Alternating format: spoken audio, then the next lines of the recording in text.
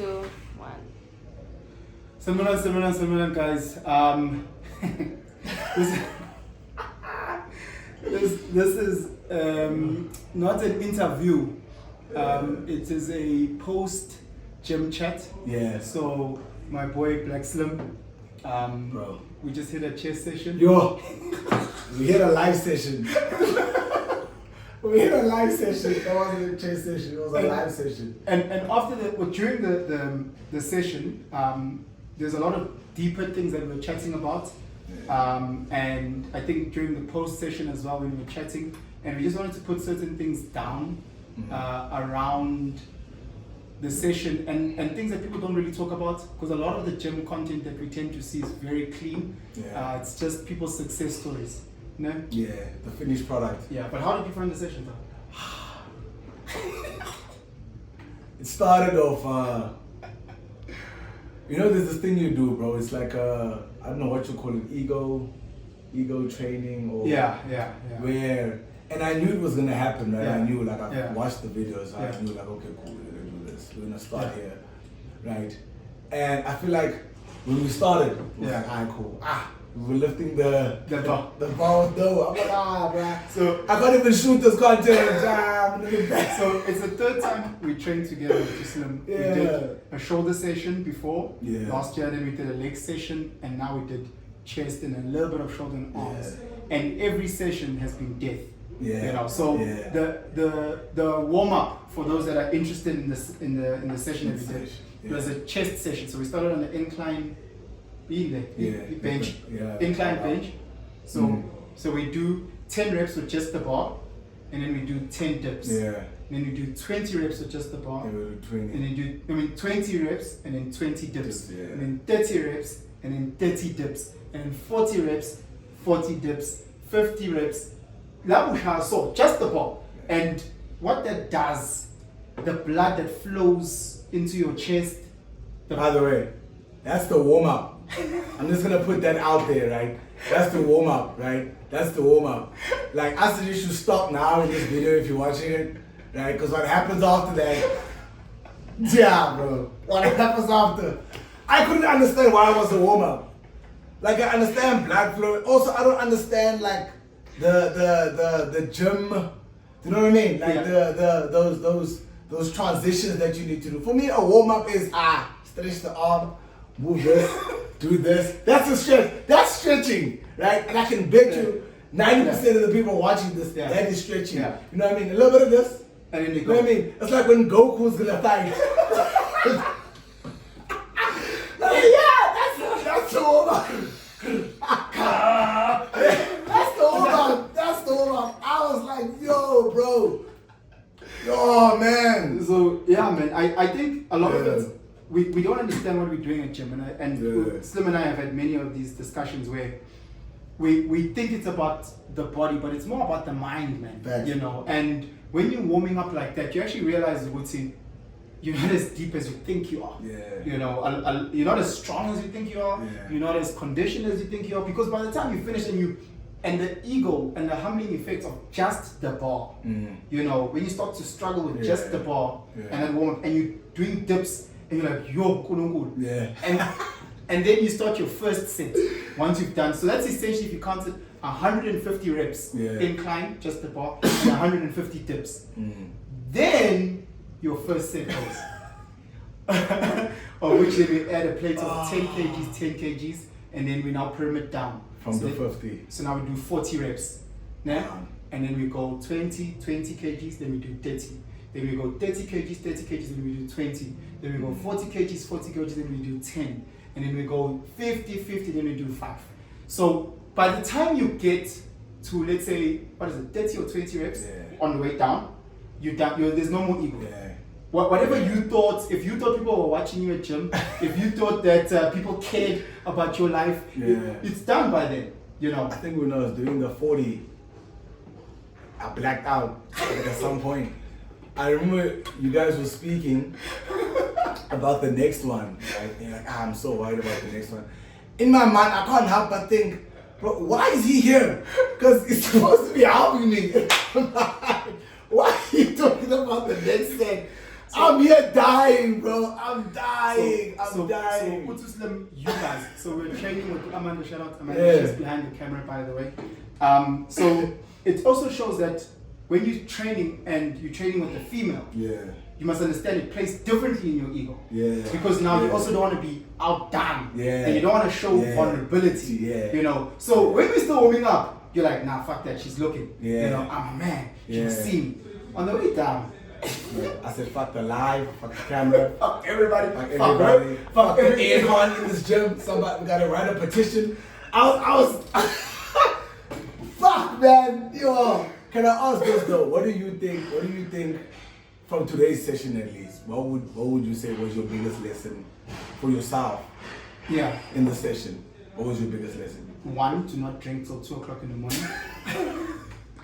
I saw you post that off while struggling to sleep. I was like, I don't give a shit. Nah, dog, to not, like, the nice thing that my kids are sick, so they slept in. Okay. So, like, I think they got up at like 7 in the morning or something, where they normally up at 5:30. So at least that extra hour, you know, that's my first thing, because now you're sweating. The second thing is just, with gym for me, I think I'm in a different stage, because I'm trying to reach my ceiling, you know, and I saw it at this, because guys, we did 2 exercises. We did an incline bench for chest, and then we did bicep, shoulder. So there's 2 exercises. Hour and a half, an hour, 2 exercises. So don't think that we do 100 things. 2 things that we did at gym. That's it. You know, bench, easy bar. That's it. So think about it. You don't have a lot. You don't need to have a lot of things. So again, the lessons might be that simplicity. Keep it simple. Keep the main thing, and that's the main thing. And a lot of times we get lost in doing 1,000 things. And then push yourself. I do that. I want to feel productive. You know, sometimes when you do like a lot of weights, right, or a lot of exercises, it tricks your mind to thinking, oh, now I'm being productive. See how I went from here to here to here to here to here. Like sitting on one thing. And slowly, it's like the back to the ego thing. It's like once you're sitting on one thing, like yo, I'm really, like all those things that you walked in with are gone. Like, I need to make sure I look like this. I need to, all those things are you started on the live. I started on the live. Fuck this stuff. Fuck this, bro. Like nobody needs to see me like this. Do you know what I mean? Like nobody needs to. But I think for me, one of the lessons I learned today. Like especially because I went a weight above, you helped me get to a weight above what I usually double, like you pushed, and so that's the lesson for me. When you see, because don't you draw inspiration from seeing others' success? I do. Like when I watch like my boy like achieve, I'm like fuck. Because when I look at, it's not even a comparison. But my question is, am I pushing myself beyond? Because I'm watching my boy pushing himself beyond. So the darkness that you're going through to get yourself out of there to that light. Am I brave enough? Am I strong enough to do the same? So it's always just. I'm not saying do it every session where you're trying to bust your ass over, but I'm just pause. But I'm just saying, like, I drew so much inspiration from watching your success. I was That's like, crazy. I feel like I was drinking from Amanda. Ironically enough, right? Ironically enough, because I remember the first one with the one you were doing with no weight on it, then you put the first 5. And I remember you saying you can't. Like, I can't anymore, I can't. I'm like, yo, I know that fucking feeling. I know that feeling, right? And I'm like, if all I kept telling myself, back to the ego, if she does it, I'm doing it. Like, I'm like, if she go, I go. Like, if you had simply put me first, we would have probably left there a little bit earlier. Earlier, bro. We'll left earlier, but on a real level, for me, I think one of the things that like hit the most was there's this. It's like between rep 8 and 12, or between 8 and 10, like the last 4, right? Where in the beginning it's very easy to motivate someone because they don't know what they're getting into. It's easy to say, you got this, because you believe it because you don't know what you're getting into. 4 reps in, you always know what the fuck you know what I mean? And from there it's like, okay, now you go to, it's crazy how the mind goes to, it's almost like, you know when you've lost your phone, and then you're like, where's my phone? And then because you don't know where your phone is, your mind goes to every single place your phone could possibly be. 1 second. Yeah. It's crazy how the brain does that. Yeah. It's like, okay, I can't do this anymore. Okay, let the dumbbell go. Trust this person to lift it. You go through all these things until you realize, bro, only you can lift this thing up. Yeah, only you can help yourself. You know what I mean? It's crazy how your mind, from 4 reps, your mind panics. Then after about, when you got 4, 3 to go, then your mind is like, you know what? Actually, only I can get myself out of this. Like, and I can try and cheat it. I can try and convince. Remember, I even said after the first one, fuck, empathy's not working with this nigga. I'm like, yo, it's not working. What am I gonna do? So it's like, it's crazy how your mind tries to figure out ways to get out of doing what it's supposed to do. But I mean, that's what we said. I think a lot of people get lost in thinking that the gym is about your body. Yeah. And they forget that the gym is about strengthening your mind. Yeah. Then the body will follow. You know, and the reason why we've said so many times that when you watch Sia Kolisi lift that trophy, draw inspiration. Yeah. Let that apply in your life. When you see Bafana beating what do they whatever the team, you know, something. Yeah, but like when you're watching them succeed, draw inspiration. So now that we've had such a successful gym session, we can see this is actually a mind thing. This has been a mind thing, and I need to save myself. I can't wait on Slim or Amanda. There's no one coming to save me.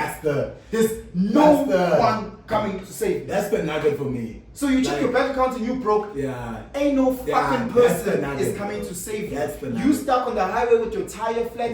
Ain't no, roll up your fucking sleeves. Figure it out. Somehow you have to make a plan. But that, I feel like also that's when you actually like truly tap in. When you're like, yo, okay.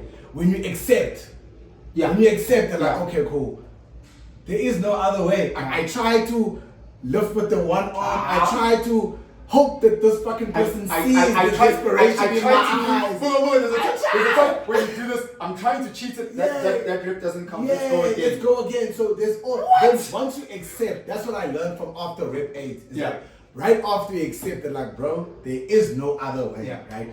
Something happens. Something in your mind is like, whether it's like, let me just get through it. Whether it's like, think about the darkest thing, whatever it is, but you get to that point.